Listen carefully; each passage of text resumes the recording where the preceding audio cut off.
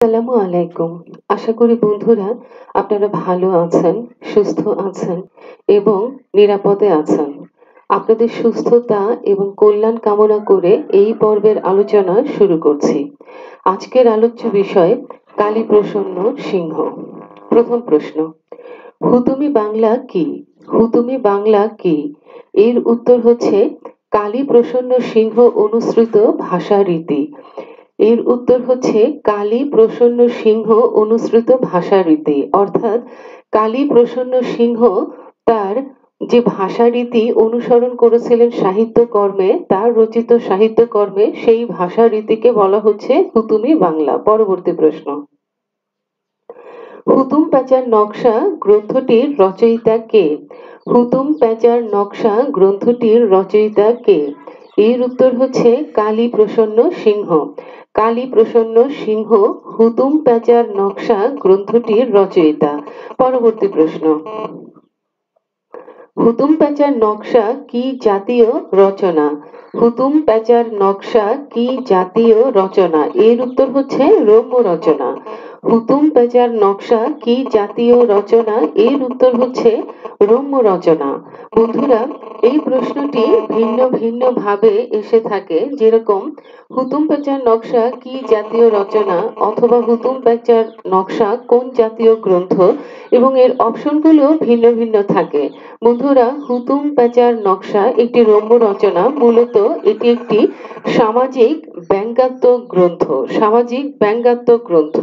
এই প্রশ্নটি যতবার এসেছে একবারে অপশনে ছিল রম্য রচনা, অর্থাৎ যে চারটি অপশন ছিল প্রশ্নপত্রে তার মধ্যে সঠিক উত্তর ছিল রম্য রচনা। আরো একবার এভাবে এসেছে যে অপশনগুলো প্রশ্নপত্রে ছিল তার মধ্যে সঠিক অপশন ছিল সামাজিক ব্যঙ্গাত্মক রচনা। আরেকবার এভাবে এসেছে যে সামাজিক নকশা জাতীয় গ্রন্থ। এই তিনটি উত্তর এসেছিল, তবে তিনটি উত্তর একসঙ্গে কখনোই থাকে না, প্রতিবারই একটি সঠিক উত্তর থাকে। সেই কারণে তিনটি উত্তরই আপনাদের জানা প্রয়োজন, যে হুতুম প্যাঁচার নকশা গ্রন্থটি কি জাতীয় রচনা বা গ্রন্থটি কি জাতীয় গ্রন্থ। এর উত্তর হচ্ছে রম্য রচনা, এটি একটি উত্তর। আরেকটি উত্তর হচ্ছে সামাজিক ব্যঙ্গাত্মক গ্রন্থ বা রচনা, আরেকটি উত্তর হচ্ছে সামাজিক নকশা জাতীয় গ্রন্থ। তো প্রশ্নপত্রের অপশনে যে উত্তরটি থাকবে একটি উত্তরই থাকবে, তো যে উত্তরটি থাকবে সেটি উত্তর করতে হবে। পরবর্তী প্রশ্ন, হুতুম প্যাঁচার নকশা গ্রন্থটিতে কোন বিষয়টি পরিস্ফুট হয়েছে? হুতুম প্যাঁচার নকশা গ্রন্থটিতে কোন বিষয়টি পরিস্ফুট হয়েছে? এর উত্তর হচ্ছে কলকাতার এক শতাব্দীর অত্যাচারী আচরণ ও সামাজিক অবক্ষয়ের ব্যঙ্গাত্মক চিত্র। কলকাতার এক শতাব্দীর অত্যাচারী আচরণ ও সামাজিক অবক্ষয়ের ব্যঙ্গাত্মক চিত্র।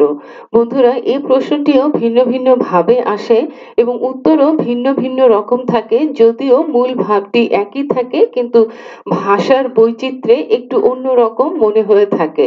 তো একটি উত্তর আমরা জানলাম, পরবর্তীতে এই প্রশ্নটি আলোচনায় যখন আবার পাবো তখন অন্য অপশনটি সম্বন্ধেও আমাদের জানা হবে ইনশাআল্লাহ।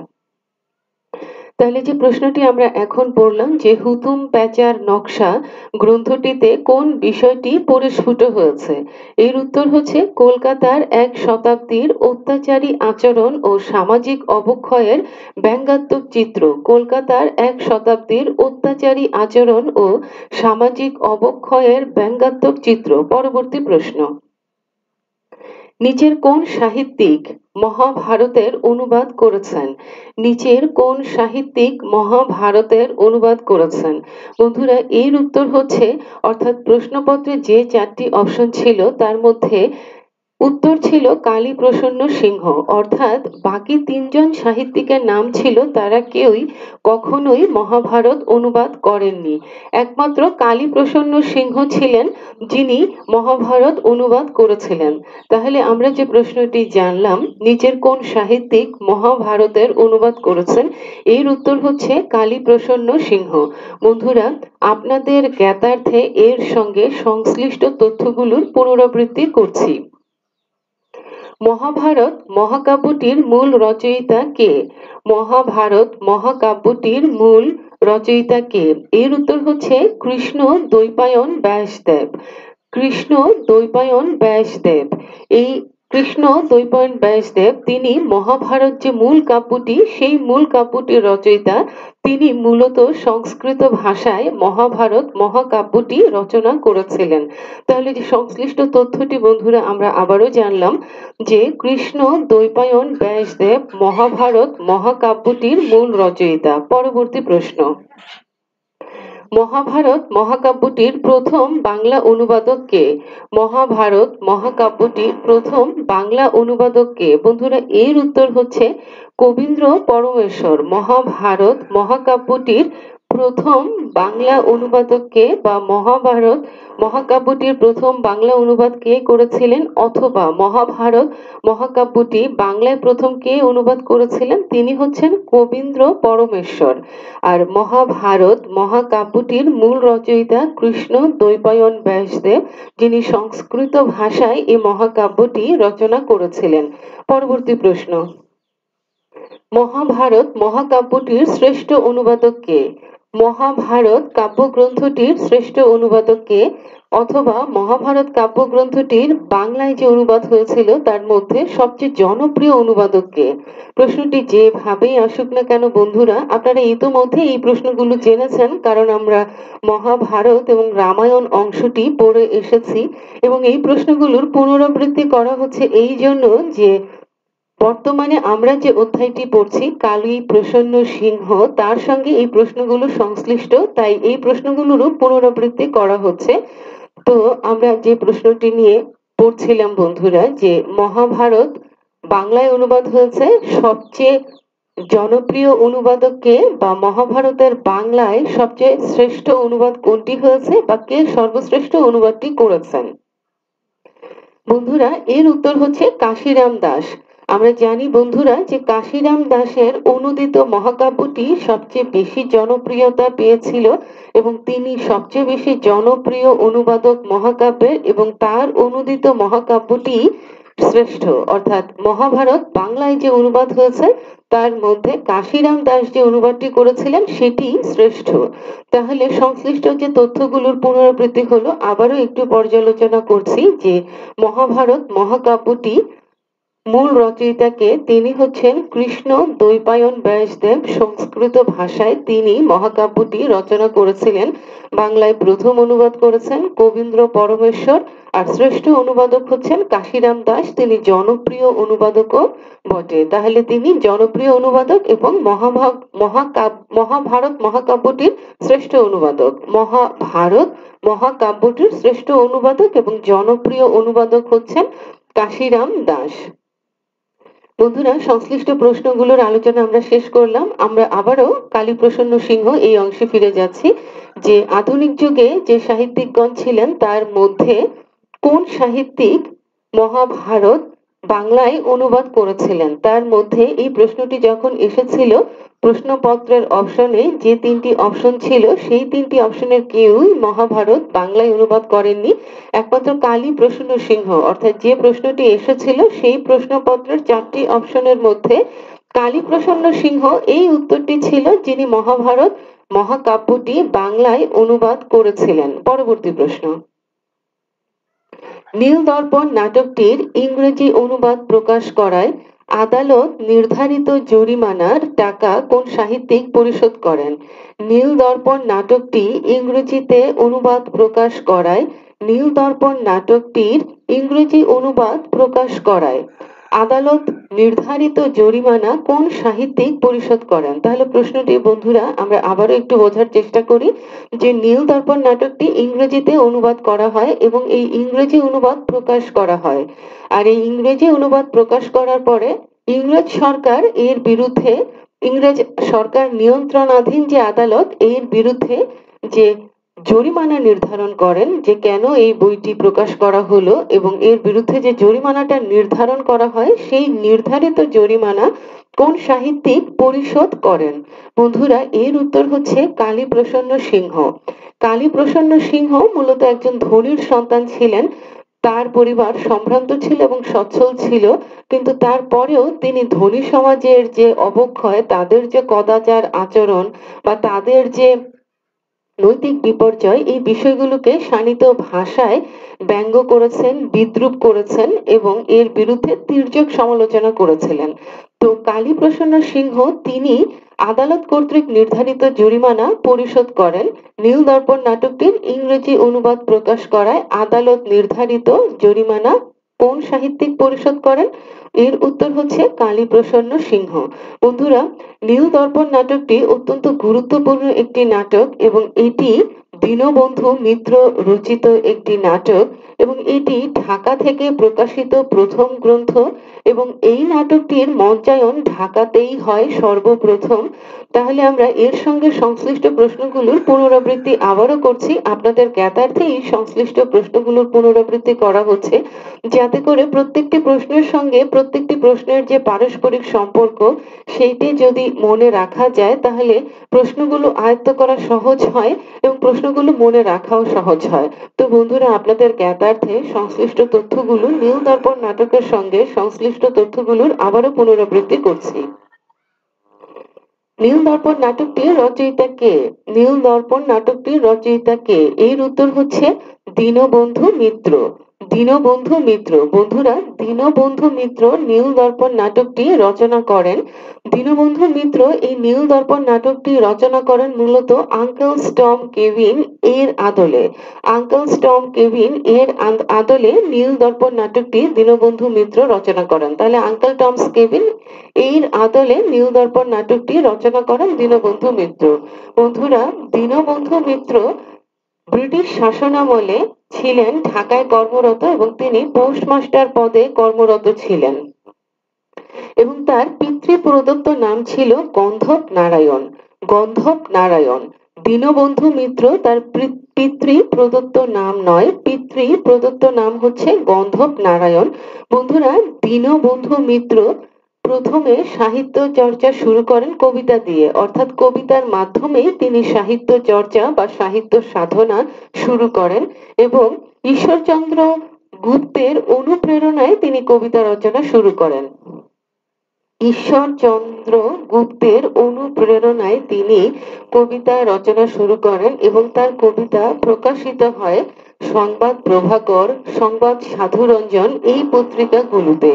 সংবাদ প্রভাকর, সংবাদ সাধুরঞ্জন এই পত্রিকাগুলোতে দীনবন্ধু মিত্র রচিত কবিতাগুলো প্রকাশিত হয় এবং দীনবন্ধু মিত্রের পিতৃ প্রদত্ত নাম হচ্ছে গন্ধব নারায়ণ।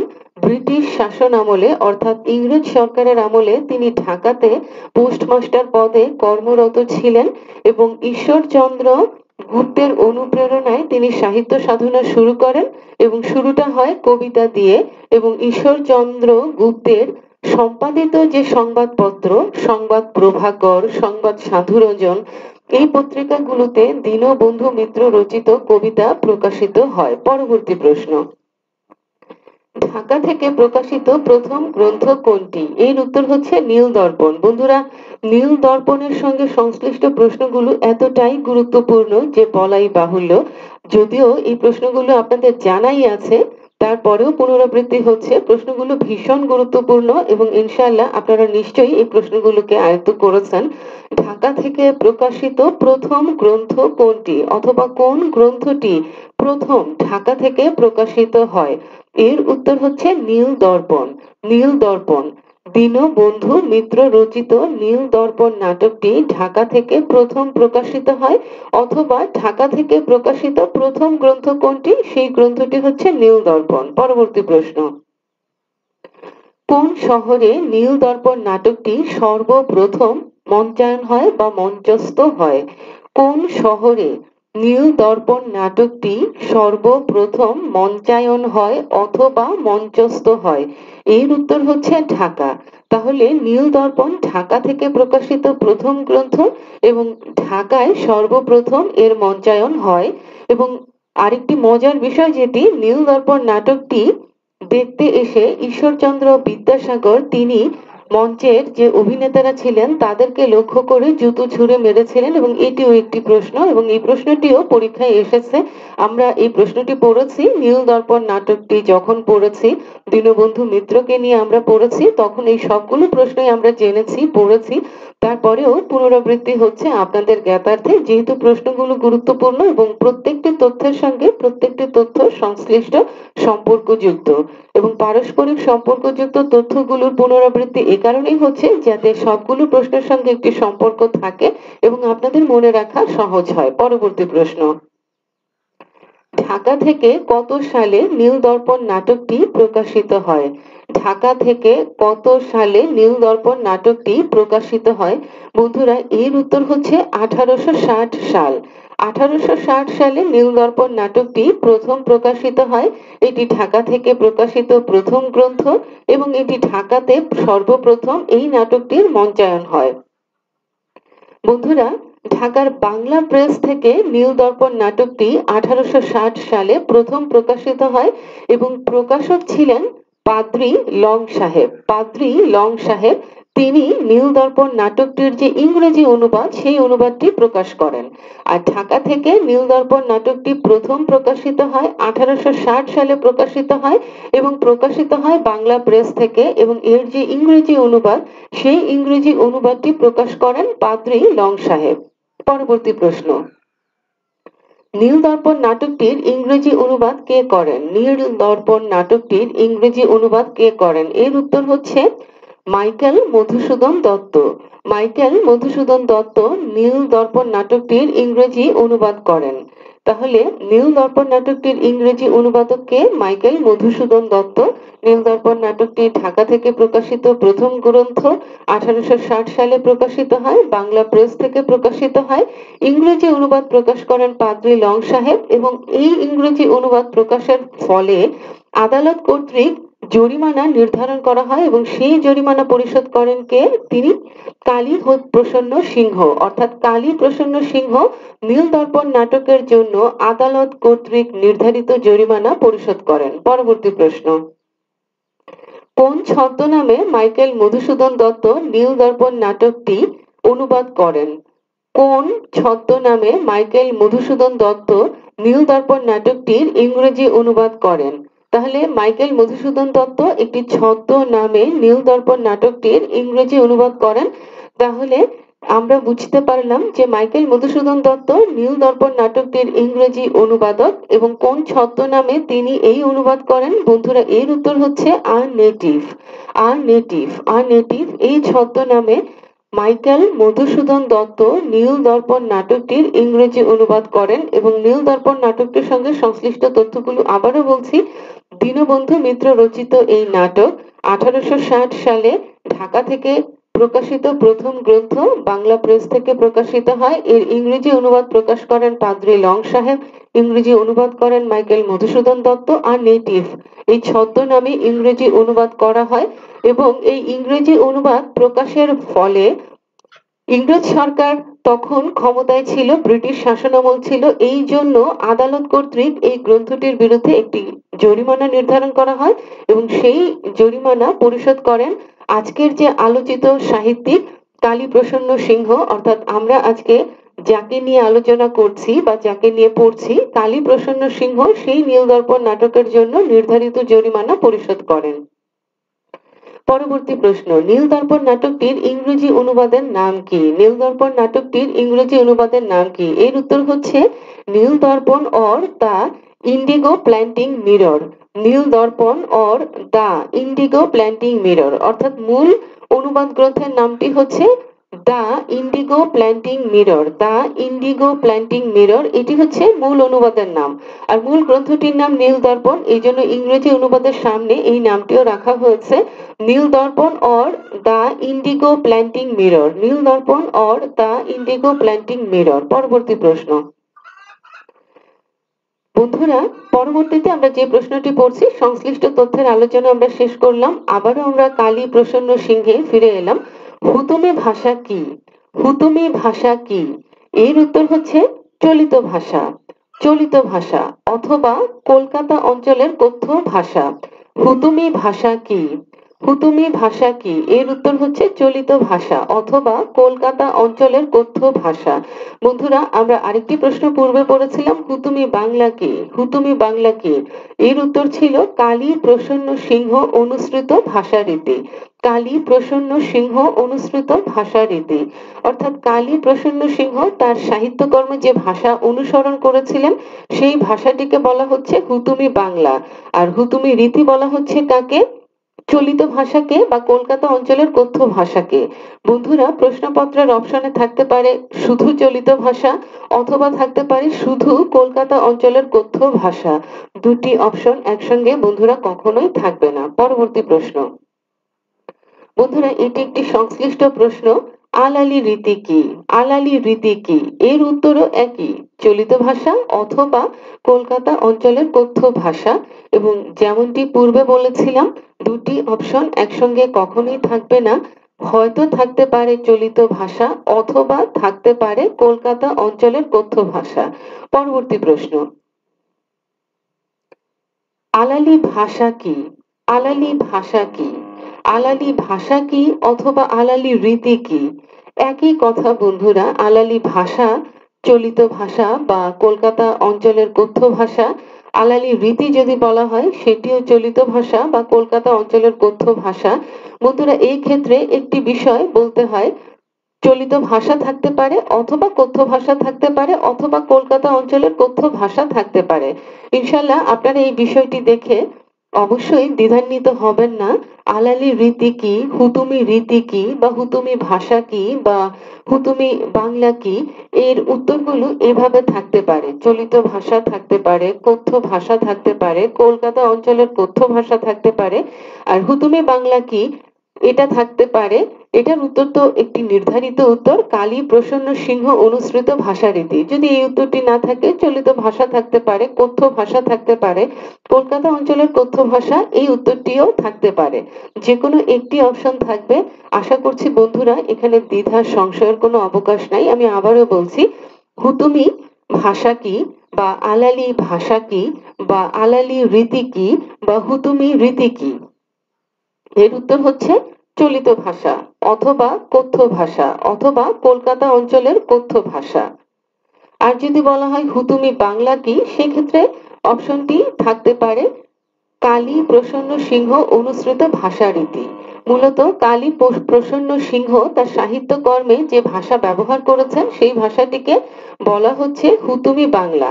এখন এই অপশনটি থাকলো না, থাকলো কথ্য ভাষা। আপনারা এই অপশনটি নির্দ্বিধায় নিঃসংকোচে নির্ভয়ে উত্তর করবেন।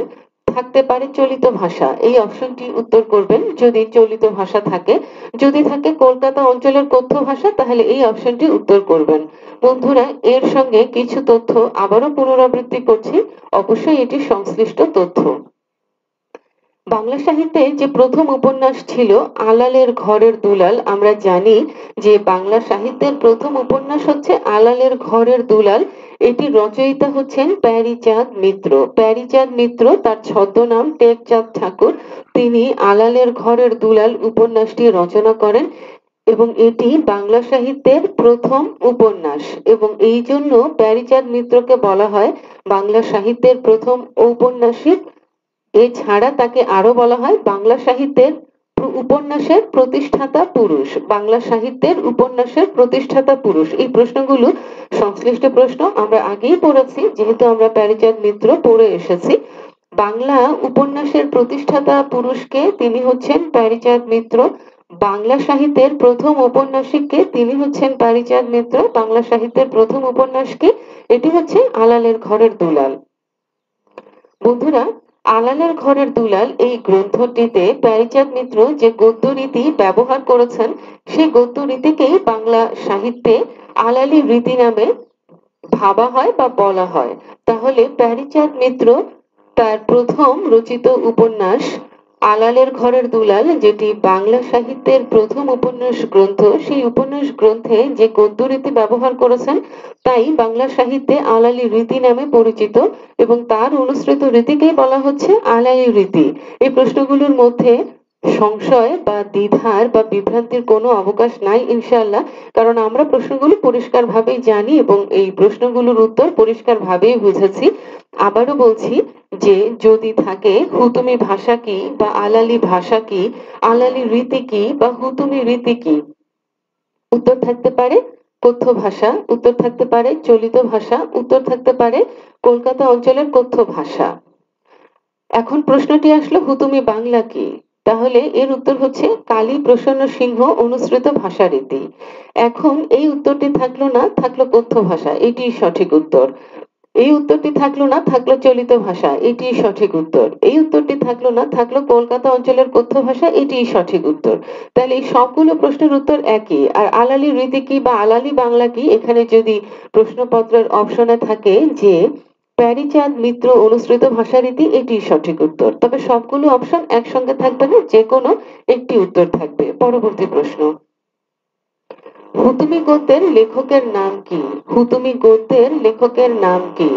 এর উত্তর হচ্ছে কালী প্রসন্ন সিংহ। হুতুমি গদ্যের লেখকের নাম কি? কালী প্রসন্ন সিংহ। হুতুমি গদ্যের লেখকের নাম কি? কালী প্রসন্ন সিংহ। পরবর্তী প্রশ্ন, বাংলা সাহিত্যে কালী প্রসন্ন সিংহের ব্যবহৃত ভাষা কি নামে পরিচিত? বাংলা সাহিত্যে কালী প্রসন্ন সিংহের ব্যবহৃত ভাষা কি নামে পরিচিত? এর উত্তর হচ্ছে হুতুমি বাংলা। আমরা পূর্বেই জেনেছি বন্ধুরা, বাংলা সাহিত্যে কালী প্রসন্ন সিংহ অনুসৃত ভাষা যে রীতি, সেই রীতিটি হচ্ছে হুতুম রীতি, এবং কালী প্রসন্ন সিংহ তার সাহিত্যকর্মে যে ভাষাটি ব্যবহার করেছেন সেই ভাষাটি হুতুমি বাংলা। পরবর্তী প্রশ্ন, বাংলা সাহিত্যে কালী প্রসন্ন সিংহের সবচেয়ে বড় অবদান কি? বাংলা সাহিত্যে কালী প্রসন্ন সিংহের সবচেয়ে বড় অবদান কি? এর উত্তর হচ্ছে সংস্কৃত বহুল পণ্ডিতি ভাষার বিরুদ্ধে কথ্য ভাষাকে সাহিত্যে স্থাপন। সংস্কৃত শব্দ বহুল বা সংস্কৃত বহুল পণ্ডিতি ভাষার বিরুদ্ধে কথ্য ভাষাকে সাহিত্যে স্থাপন। তাহলে পূর্বে যে ভাষাটি ব্যবহৃত হতো সেই ভাষাটি ছিল সাধু ভাষা এবং সংস্কৃত শব্দ বহুল। তাহলে সংস্কৃত শব্দ বহুল বা সংস্কৃত বহুল পণ্ডিতি ভাষার বিরুদ্ধে কথ্য ভাষাকে সাহিত্যে স্থাপন। সংস্কৃত শব্দবহুল যে ভাষা সাধু ভাষা, এই ভাষাকে বলা হচ্ছে পণ্ডিতি ভাষা, অর্থাৎ এটি পণ্ডিত গণের ভাষা, এটি সাধারণ মানুষের ভাষা নয়। কাজে সাধারণ মানুষের এই ভাষাটি বুঝতে কষ্ট হয়, তাদের এটি বোধগম্য নয়। তাদের বোধগম্য কোন ভাষা? যে ভাষায় তারা কথা বলেন। সাধারণ মানুষ কথা বলেন যে ভাষায়, সেই ভাষাটি তাদের কাছে সহজ, সেই ভাষাটি তাদের কাছে সর্বাধিক গ্রহণযোগ্য এবং সেই ভাষাটি তাদের কাছে সবচেয়ে বেশি প্রিয়। তাহলে কালী প্রসন্ন সিংহ এই সাহিত্যিকের সবচেয়ে বড় অবদান কি? তার সবচেয়ে বড় অবদান হচ্ছে তিনি সংস্কৃত শব্দবহুল পণ্ডিতি ভাষার বিরুদ্ধে কথ্য ভাষাকে সাহিত্যে স্থাপন করেছিলেন। সংস্কৃত শব্দবহুল পণ্ডিতি ভাষার বিরুদ্ধে কথ্য ভাষাকে সাহিত্যে স্থাপন কালী প্রসন্ন সিংহের সবচেয়ে বড় অবদান বাংলা সাহিত্যে। পরবর্তী প্রশ্ন, হুতুম প্যাঁচার নকশা গ্রন্থটি কত সালে প্রকাশিত হয়? হুতুম প্যাঁচার নকশা গ্রন্থটি কত সালে প্রকাশিত হয়? এর উত্তর হচ্ছে 1862 সাল। হুতুম প্যাঁচার নকশা গ্রন্থটি কত সালে প্রকাশিত হয়? 1862 সাল। গ্রন্থটির রচয়িতা কে? কালী প্রসন্ন সিংহ। এই ভাষায় যে গদ্য রীতি ব্যবহার করা হয়েছে, যে বাংলা ভাষা ব্যবহার করা হয়েছে, সেই বাংলা ভাষাকে কি বলা হচ্ছে? হুতুমি বাংলা। রীতিকে কি বলা হচ্ছে? হুতুমি রীতি। আর এই রীতিটি কি?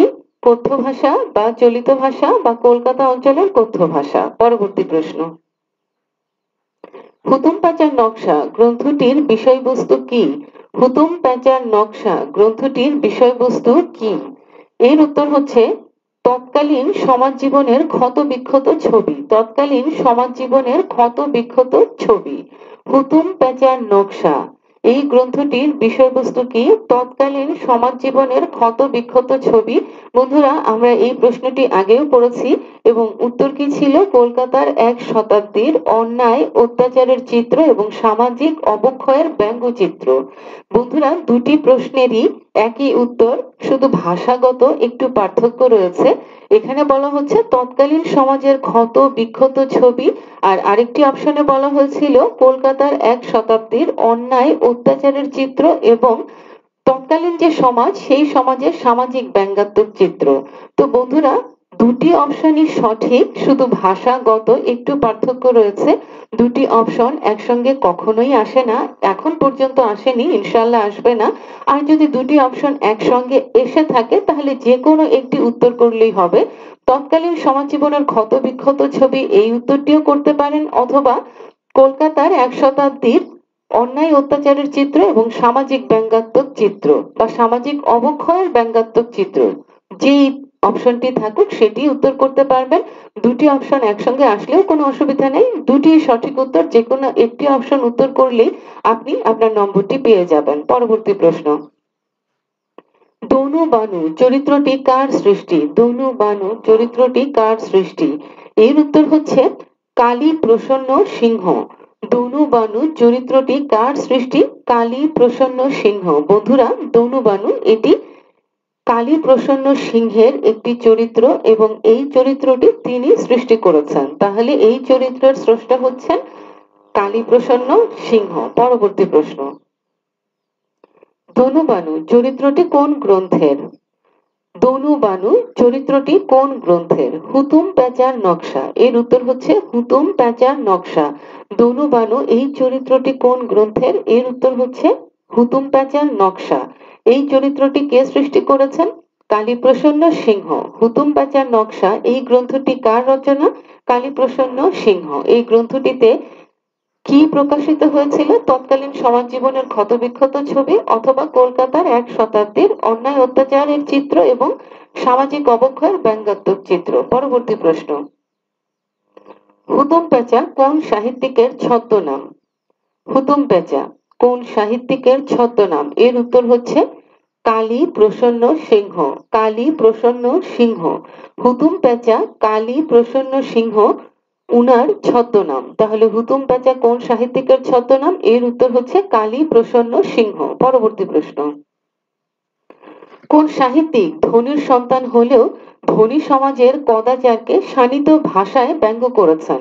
কোন সাহিত্যিক ধনীর সন্তান হলেও ধনী সমাজের কদাচারকে শানিত ভাষায় ব্যঙ্গ করেছেন? এর উত্তর হচ্ছে কালী প্রসন্ন সিংহ। বন্ধুরা আমরা পূর্বেই আলোচনা করেছি, নতুন করে আর আলোচনা করলাম না। পরবর্তী প্রশ্ন, বাবু গ্রন্থটির রচয়িতা কে? বাবু গ্রন্থটির রচয়িতা কে? এর উত্তর হচ্ছে কালী প্রসন্ন সিংহ। কালী প্রসন্ন সিংহ। বন্ধুরা এটি একটি প্রহসন গ্রন্থ। বাবু এই গ্রন্থটির রচয়িতা কে? কালী প্রসন্ন সিংহ। বন্ধুরা এটি একটি প্রহসন গ্রন্থ এবং গ্রন্থটির রচয়িতা হচ্ছেন কালী প্রসন্ন সিংহ। আরো একবার বলছি, বাবু এটি একটি প্রহসন গ্রন্থ। আমরা জানি বন্ধুরা আধুনিক সাহিত্য যখন শুরু হয়, আধুনিক যুগ যখন শুরু হয়, তখন প্রহসন গ্রন্থগুলো কিন্তু সেই সময় রচিত হয়। নাটক রচিত হয়, উপন্যাস রচিত হয়, প্রবন্ধ রচিত হয়, মহাকাব্য রচিত হয়, প্রহসন গ্রন্থগুলো রচিত হয়।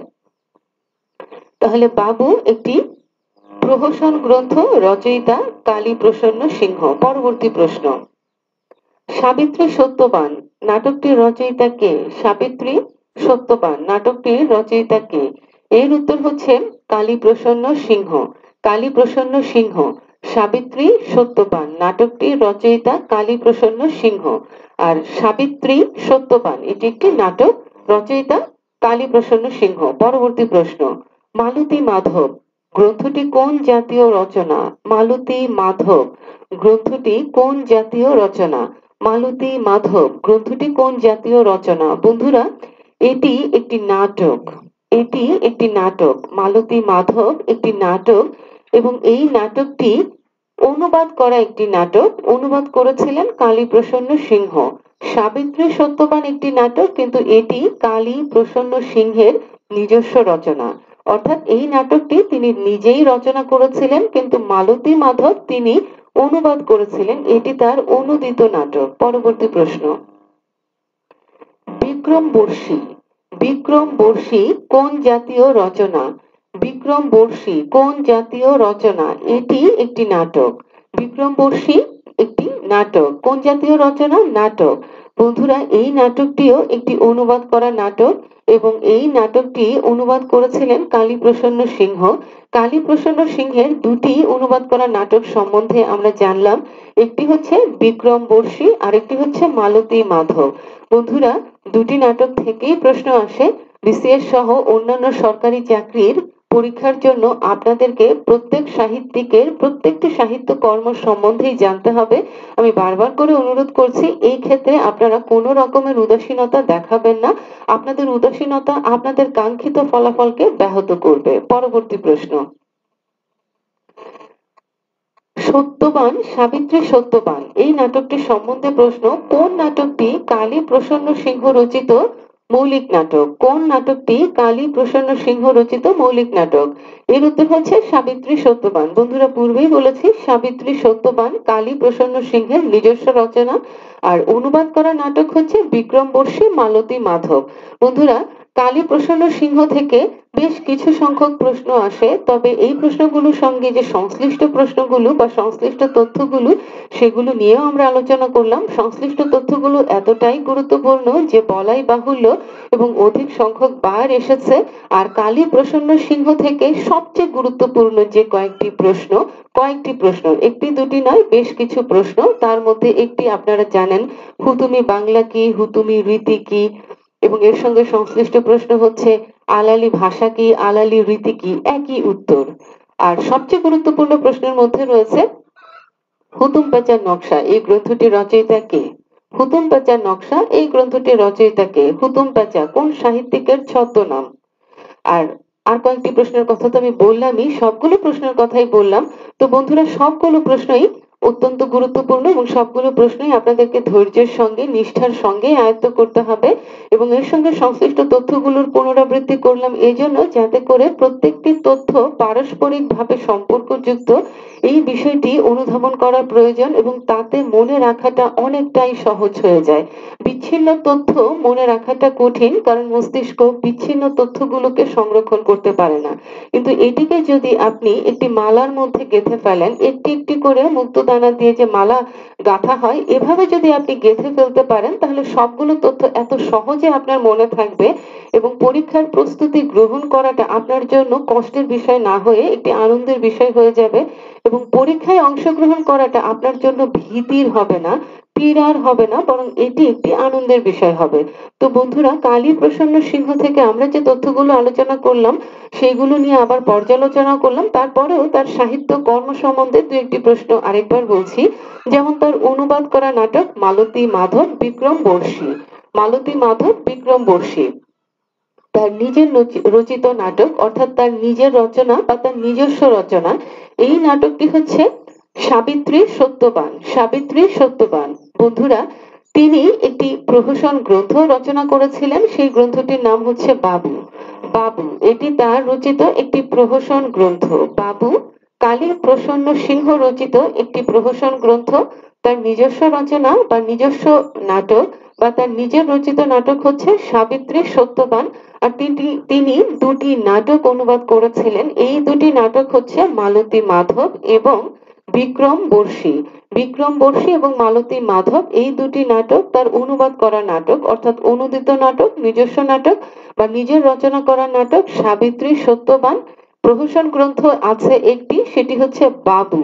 আর কালী প্রসন্ন সিংহ তিনি মহাভারত অনুবাদ করেছিলেন, কাজে এই গদ্য গ্রন্থের অনুবাদ তিনি করেছিলেন। এটিও তার একটি বড় ধরনের কাজ যে তিনি মহাভারত এই কাব্য গ্রন্থটি বা মহাকাব্য গ্রন্থটি বাংলায় অনুবাদ করেছিলেন।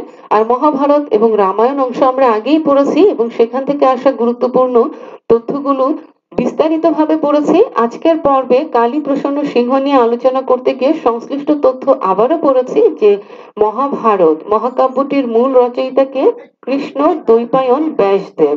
আর এটি বাংলা অনুবাদ প্রথম কে করেন? কবীন্দ্র পরমেশ্বর। আর শ্রেষ্ঠ অনুবাদক কে? কাশিরাম দাস। আজকের আলোচনা এখানেই শেষ হয়ে গেল।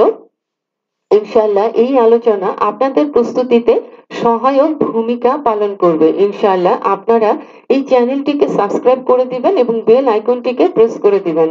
আশা করছি বন্ধুরা আমাদের এই যাত্রায় আপনাদেরকে পাশে পাবো এবং আপনাদের যাত্রায় ইনশাআল্লাহ আমরাও পাশে থাকার সৌভাগ্য অর্জন করব। আবারও আপনাদের কল্যাণ কামনা করছি, আপনাদের সুস্থতা কামনা করছি, আপনাদের নিরাপত্তা কামনা করছি। সর্বোপরি আপনাদের সফলতা কামনা করে এই পর্ব থেকে বিদায় নিচ্ছি। ভালো থাকুন, সুস্থ থাকুন, নিরাপদে থাকুন এবং আপনারা আপনাদের কাঙ্ক্ষিত লক্ষ্যে পৌঁছে যান। আসসালামু আলাইকুম। আল্লাহ